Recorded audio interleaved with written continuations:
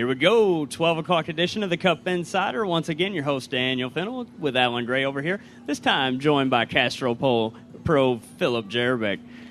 Oh, boy, Philip. Here we go, man. Tough day yesterday for you. You are day 2 leader in the Forrest Wood Cup, and then things just didn't pan out, man. What happened? Well, I'm not really sure what happened. I know I didn't catch a whole lot of fish yesterday, but if I could explain where the fish went or what they did, I probably would have caught some more, but...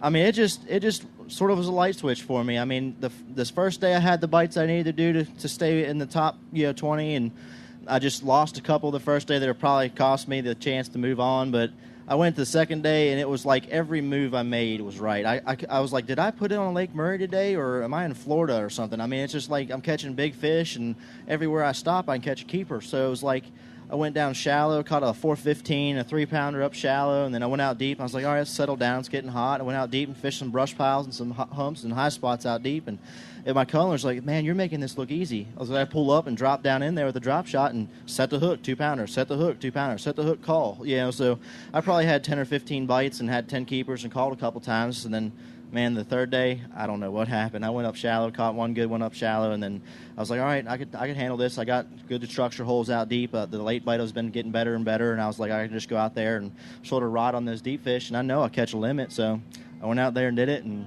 never had a bite. I could not explain it. I did the same bait, same place. Those fish have either just completely roamed away with some schools of blue herring, or they just absolutely just got lockjaw. I don't know what happened, but you sort of expect to have 10 or 15 holes you can get 2-pounders on, and then you show up and 15 of the 15 holes you don't get a bite on. I don't know how to explain that. So, do you remember that moment yesterday, around what time, where you were just like, you got to be kidding me? Yeah. I mean, for real, this is what's going to happen? Yeah, that moment came at about 8:30, and then again at like 9:30, and then at 10:30, and then 11:30, and 12:30. I mean, I was just like, I stayed calm. I had a bunch of great people come spectate and follow me around. It was super exciting to have that, lead the Forrest Wood Cup, my first time in it as a pro, They were great. They gave me plenty of space. I was just sort of upset that I didn't show them so much of the lake that has to offer. But yeah, I mean the moments came, and it was like I just took a deep breath and said, "Hey, I'm going to stay patient. I know the afternoon bites should be getting better and better. These fish with the high sun and all the boat traffic, they should be pulling closer to the cover." And they just didn't pull close to any of the cover I was near, so I don't know what to explain. I would say that you could go around the expo and you could go and find a Larry Nixon, or you could go and find a whoever, and they tell you, that these kinds of things actually make you stronger in the long run. That this is actually a good thing for you, but I know right now it's hard to believe that. Yeah, the cut's still pretty fresh. It sort of hurts still, but I mean it's something you have to look forward to. Be like, hey, I know some really great fishermen that have wished that they got to fish this year. I know some great fishermen that have fished so many times in the past and have been so close and missed something by an ounce. Ounces could be the difference between first or last, or ounce could be the difference between obviously the cut or not in the cut, and it's thousands of dollars we miss.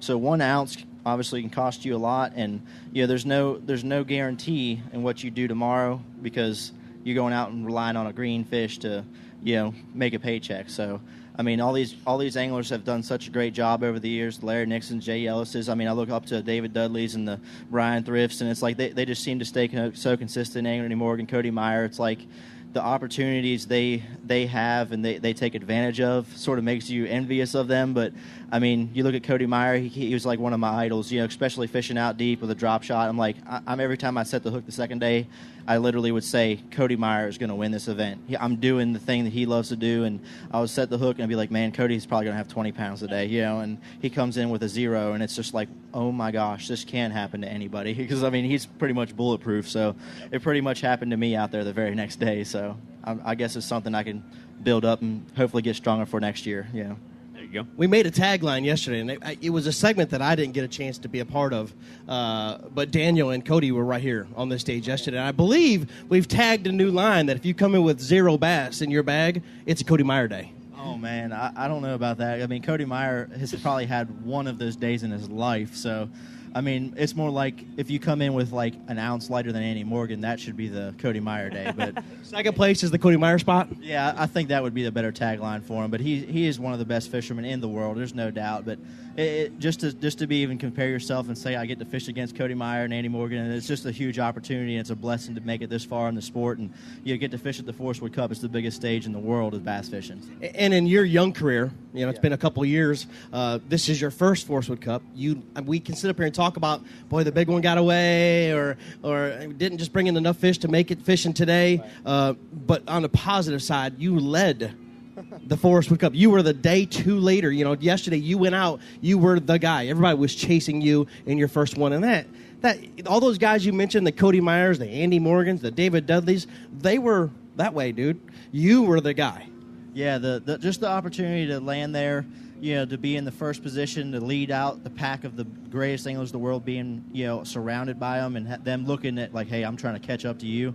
It's an amazing feeling. Obviously, they did a pretty good job of catching up to me. Most of them passed me, but it's a blessing to have that opportunity, and it's just the thought of, it's a dream come true. I'm seeing little kids walk around here holding up hats, getting autographs and T-shirts. That's me. That's what that's how I started into this. I saw the legends of the sport. I got their autographs as a kid, and I fished as a co-angler, and I made it up through the ranks, and I started as a pro, and I struggled as my first year and missed the cup by a little bit, and to make the cup and to lead the second day, it was like a dream come true just in that, let alone to compete against these anglers and beat a bunch of them. So, what do you think about Steve Kennedy this morning? Dude, I think he's earned every bit of it. I can't take away anything from him. I hope he has a great day. I heard he has a couple good ones today, so he has a shot, just as good a shot as anyone else to win this thing. I talked to him at Kentucky Lake, and he was super excited to make the cup just as much as I was, so he's earned it. Whether it was 1 ounce or a pound, he's earned it. I wish it was a little less close if I was the one out, but he's definitely one of the best anglers out there, and like I said, I can't take away anything from him. I just hurt myself this week. That's part of the pain is you losing those fish and having a dead fish. So I can't blame anyone but myself. So you got it. Here we go. We're down to the top 10. You're looking at 9 pounds basically being the difference from first place to 10th place. We'll go ahead and hit on it right now since you brought it up. Steve Kennedy. He's got 2 fish, we think, that are in that 5-pound class range, and so he's still got a lot of room to make up, but basically in 2 fish, it seems like he's probably made up the difference. As long as everybody else zeroes, he's in good shape today, right? Yeah, I don't think anyone else is going to zero today. You have the best anglers that have figured out the most things on this lake and how to catch bass on this lake, but, that opportunity to have 2 big ones in the live well early is the same opportunity that I took advantage of the second day. I caught 2 good ones early, and then it was like, dude, I have the shot. I need to make this happen. This is your opportunity to go catch a couple solid fish to go with it and have that big day. And every day someone's had a big day. They catch that 1 5-pounder. Obviously, he's got 2 5-pounders. He can have a huge day. But, just that opportunity presents itself once you put that kicker in the live well. It's like, I need to back this up and go take it as high as I can. So right now it's anyone's game. A tough lake like this, a guy could come from 10th and win it, no problem. So we'll see what happens. It's going to be a super exciting way, and I'm going to be happy to see who wins. I'm not pulling for one more guy more than the other. I hope Anthony Gagliardi gives us his all. I know he's definitely earned his qualification. He's done something amazing that I've never seen anyone else do. So if Anthony wins, I'll be super excited for him, but just the same for anybody else. It'd be awesome to see the second time Forrest Wood Cup winner too. So it'll be a record-setting event, that's for sure. And we've hit on it all week, but just to make sure everybody that's watching us today knows, Anthony Gagliardi, had a little mishap there at the first tournament of the year. Actually did not get to compete in that tournament. Went ahead with 5 tournaments remaining and still made the Forrest Wood Cup, fishing against, like you've already said, the best fisherman in the world. It's almost unheard of to believe that this guy could do it, but that just shows, okay, he was able to do that throughout the year. So you get him into day 4 of the Forrest Wood Cup and set him into 3rd place. He's been so much further behind the pack all year because of his situation that he's really got to take the reins in this situation. Yeah, he's definitely in the best striking position he's been in all year, and all year he's been knocking them dead. You take a guy and give him 5 events to make the cup, it really isn't going to happen. He'd made it happen. He's fishing better than he's ever have, and he's a great angler as it is. So he is at such a high in his career. You put him in 3rd place on his home lake, you better look out. It's going to be a really, really exciting way in to see what they bring in. I love it that it's almost like it's maybe possibly rejuvenated his career. You know, he came out right early in his career and became Angler of the Year, and then it just kind of plateaued. I mean, he's been an unbelievable fisherman every tournament he fished, but to be honest, it's not been an Anthony Gagliardi season in quite a few years. So I really kind of rejuvenated his career. He's part of that unbelievable Chevy team for a reason. Yeah. Jimmy Houston, Larry Nixon, Dion Hipton, Luke Clausen, Brian Thrift. Those are the names. Not to mention the Castrol team, David Dudley, the Mike Sermons, yourself. So it's good to see it rejuvenate his career. He's back on the lips of people's mouths. We're talking about him today. So that's a pretty good deal there. We were talking about how quick we could move. How far we could go. I'm a numbers guy. Numbers just run through in my sleep. I think of numbers, and I do believe you went from 19th place to first place. Am I correct? Absolutely, yeah. All right. So we're talking about Steve Kennedy catching those 5-pounders. He's in 10th place to first place. We saw Casey Ashley go from 21st place to 12th place. So we were talking about. I know it's possible. I don't want to keep beating it up. I'm going to turn it back over to Daniel, but I did want to throw it in there. We've seen guys move 18, 19 places in one day. You know, let's go ahead and hit up Straight Talk Wireless Pro Scott Canterbury. Had the big-time day 3, you know, the kind of day that you need. You know, here's the deal. He's feeling good today on day 4. He's got 4 in the boat, and I'll tell you, Philip, I mean, he feels like he's really got his head around what he needs to do, and he's making that push for day 4 of the Forrest Wood Cup.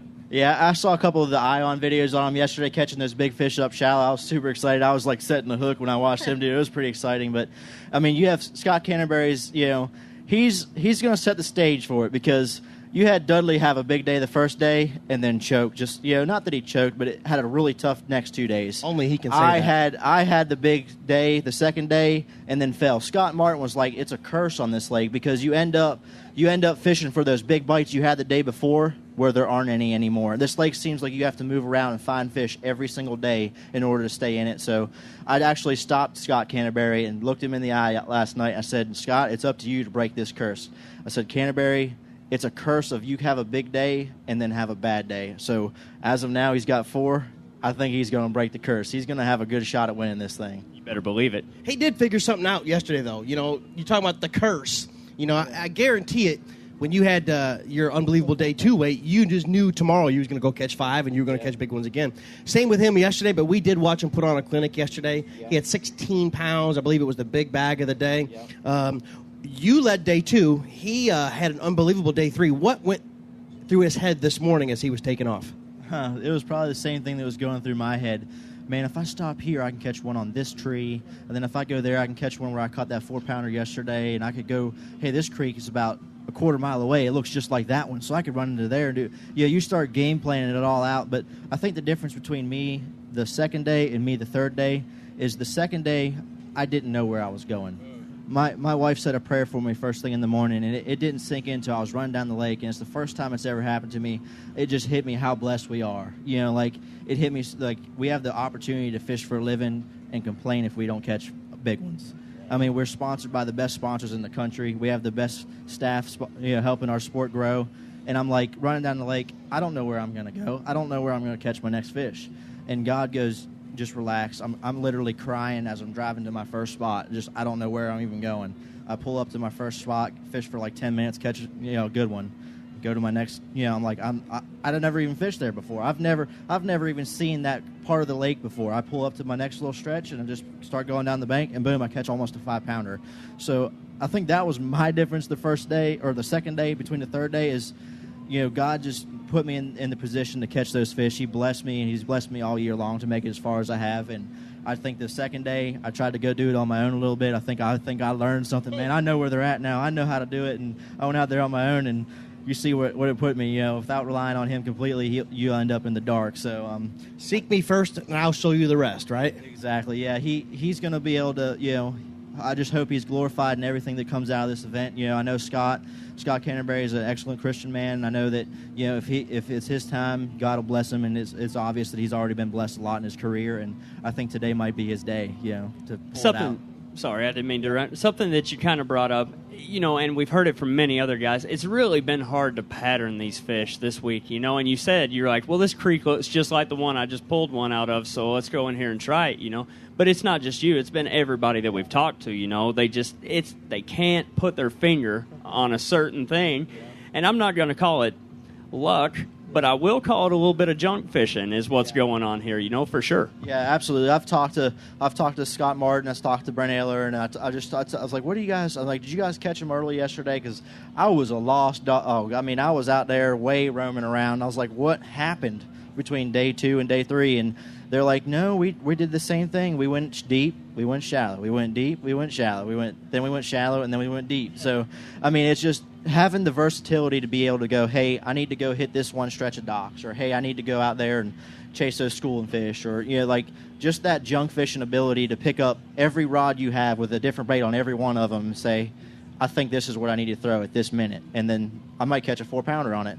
I might never get a bite the rest of the tournament on that bait and even in that area, but just that ability to be a junk fisherman and be the versatile guy that has confident baits and all of his equipment, that's the guy's probably going to come out on top, just being able to fish, cover a lot of water with a lot of different techniques. Yeah, the patterns on this lake are so opposite of each other. Some guys are catching them literally in 6 inches of water.